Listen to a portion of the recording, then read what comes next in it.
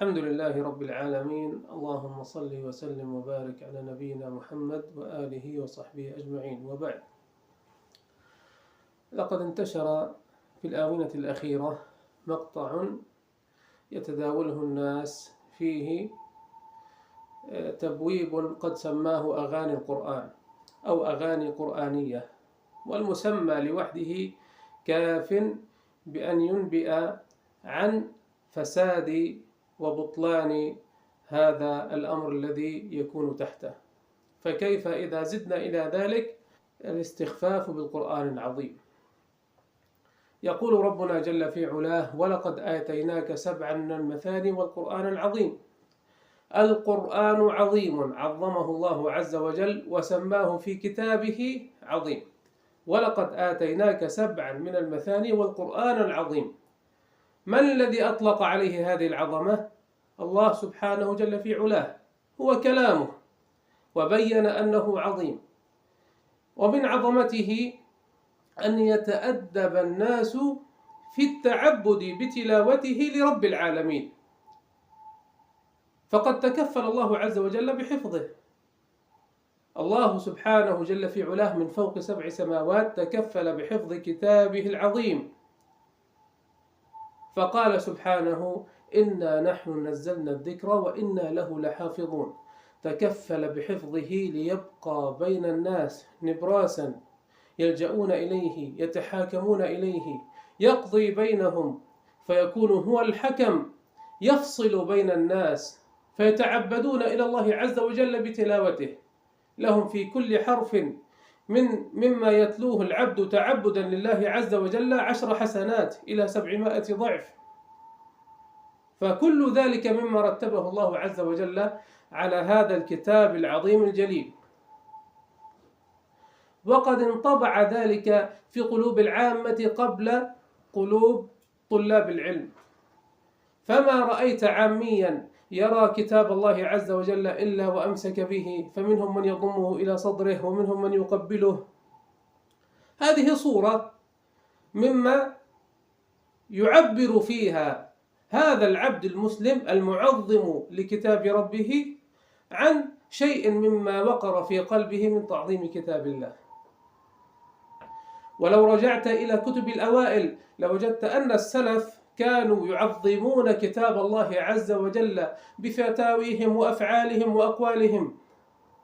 فقد أخرج ابن جرير الطبري رحمه الله عن مجاهد تلميذ ابن عباس كان يفتي رحمه الله أن العبد إذا كان يقرأ بكتاب الله فتثاءب أن يمسك عن تلاوة القرآن حتى لا يتغير لفظه بالقرآن.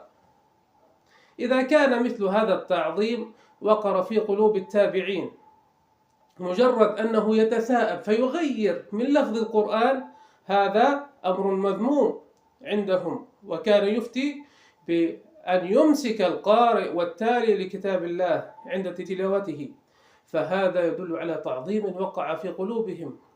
وقد نقل الإمام النووي رحمه الله الإجماع على وجوب تعظيم كتاب الله وصيانته، إجماع المسلمين، وهذا لا يحتاج إلى كثير نقل، فقد أجمعت الأمة على تعظيم كتاب الله سبحانه جل في علاه.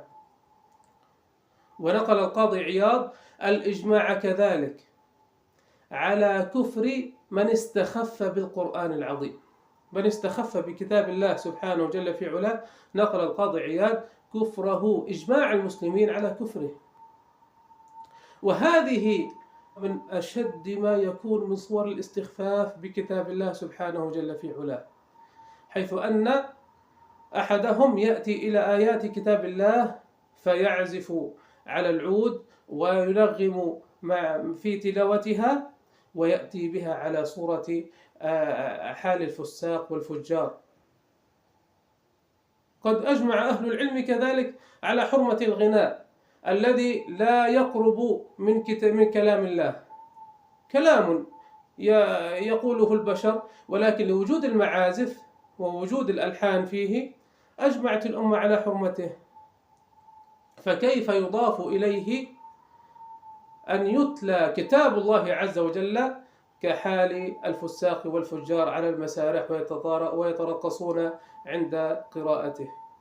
هذا ليس فيه كما يقول البعض، كما يقول ضيقي الأفق، أنهم يقولون أن هذا من السعة ومما ينبغي أن يكون الناس فيه في سعة، فيعبر كل منا عن رأيه.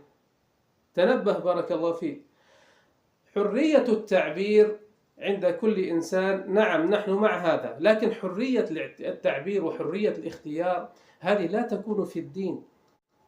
الدين كتاب وسنة، آثار وأحكام ونواهي تقف عندها، ولكن الحرية الشخصية وحرية التعبير وحرية الاختيار لك ولغيرك هذا يكون في أمور في خاصة نفسك، لا يحتاج إلى أن يتدخل الناس فيه وأن يملي عليك أحد، هذا أمر خاص بك، لكن يقف الأمر عند حدود الشرع، عند كتاب الله، وعند التعامل مع رسول الله، وعند التعامل مع أولياء الله، وعندما تتكلم عن كلام الله وعن ذات الله.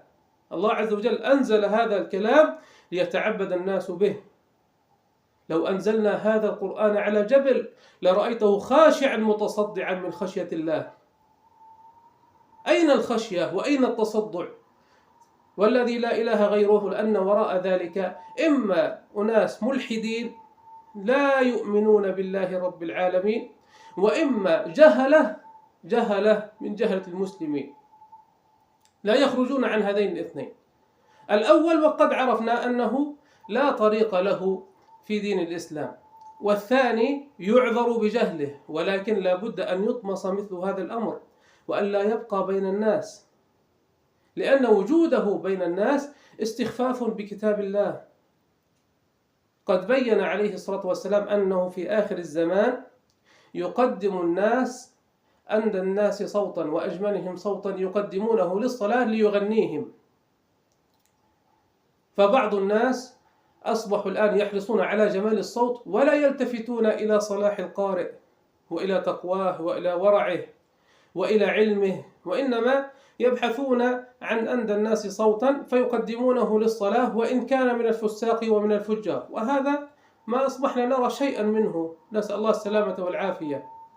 وهذا مما حذر عنه نبينا صلى الله عليه وآله وسلم، يقدمونه للصلاة وليس بأفقاههم ولكن ليغنيهم. فمثل هذا الحال الذي بدأ الناس يبحثون عنه، أصبح بعض الناس يريد أن يجعل قرآنا عصريا، قرآنا يتناسب مع حال الناس. أصبح الناس لا يلتفتون إلى معاني كلام الله وإلى أوامره وأحكامه، فأراد أن يظهره بهيئة وصورة جديدة، فأراد أن يغنيه على المسارح، وهذا استخفاف بكتاب الله العظيم. ينبغي لمثل هذه القنالات أن تغلق وأن يمسك على أيدي هؤلاء السفهاء من أن يتوسعوا في مثل هذا الأمر. أمر يتعلق بكتاب الله، أمر يتعلق بكلام الله العظيم. كتب الملوك ينبغي أن تعظم. خالد بن الوليد رضي الله تعالى عنه كان قبل وفاته وقد شغل عن كتاب الله بالجهاد، فكان يحضن كتاب الله ويقبله ويقول: شغلني عنك الجهاد، شغلني عنك الجهاد. لم يكن مشغولا بجهاز الهاتف، ولم يكن مشغولا في أمور دنيوية، شغله عنه الجهاد، ومع ذلك كان يعتذر أنه شغل عن كتاب الله. وشيخ الإسلام ابن تيمية رحمه الله في آخر حياته يقول: لقد ندمت على أنني لم أشتغل بالقرآن. وكان قد أخذ جهدا ووقتا منه الردود على الفلاسفة والمناطق وغيرهم، شغله مثل ذلك، فكان يعتذر أنه لم يملأ وقته وغالب جهده في التأمل بكتاب الله. فإذا ذهبت النفوس وبدأت تتطلع إلى كلام الله عز وجل على أنه ينبغي أن نحسنه فنسمعه لحنا وطربا، ذهبت هيبة كلام الله، وذهب التقديس والتعظيم لكتاب الله، خرج عن باب التعبد وأصبح في دائرة الملذات الدنيوية والشهوات الباطنية.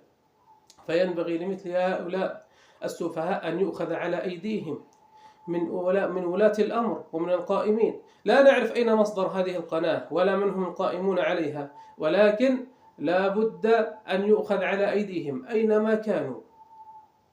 نسأل الله سبحانه جل في علاه أن يردنا والمسلمين إلى دينه ردا جميلا، وأن يجعلنا معظمين لله ولكتابه ولرسله، وأن يجعلنا هاديين مهديين، إنه ولي ذلك والقادر عليه. وصلى الله وسلم وبارك على نبينا محمد وآله وصحبه أجمعين.